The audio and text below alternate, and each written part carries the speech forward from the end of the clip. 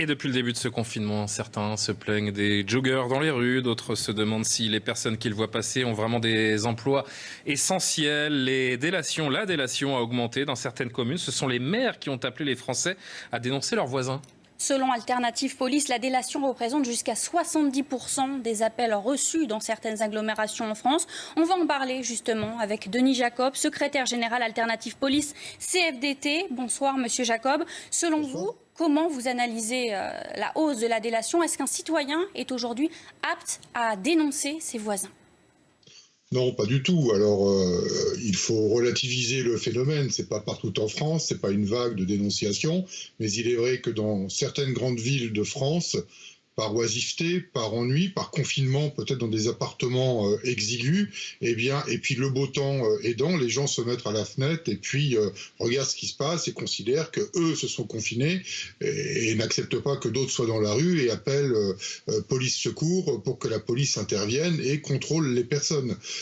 Donc c'est surtout en milieu urbain que ça se produit et je regrette que les maires encouragent la population dans ce genre de démarche parce que ça obère sérieusement l'activité des services de police, parce que lorsqu'on est appelé sur un appel 17 et qu'on nous envoie sur ce type de mission, eh bien pendant ce temps-là, ce sont d'autres missions qui ne sont pas accomplies, et notamment l'assistance à personnes en danger pour des agressions, pour des vols et autres délinquances et criminalités. Monsieur Jacob, là où vous voyez des actes de délation, certains parlent plutôt de devoir civique. En l'occurrence, les gens qui appellent ont le sentiment d'aider les forces de police. Pourquoi ne le font-ils pas, selon vous ? Alors, moi, je ne parle pas de délation, hein. Ce sont certains médias qui ont repris cette expression. Moi, je fais très attention à ce terme qui est, je pense, inapproprié par rapport à l'histoire de notre pays et les drames que l'on a connus pendant la Deuxième Guerre mondiale. Donc, je suis très prudent avec ce terme. Pour autant, on ne peut pas accepter que la population s'improvise, entre guillemets, une milice de loisirs et qui s'investirait le droit d'aller contacter systématiquement la police parce qu'une personne est dehors. Déjà, pourquoi la personne est dehors ? Celle qui dénonce ne le sait pas forcément.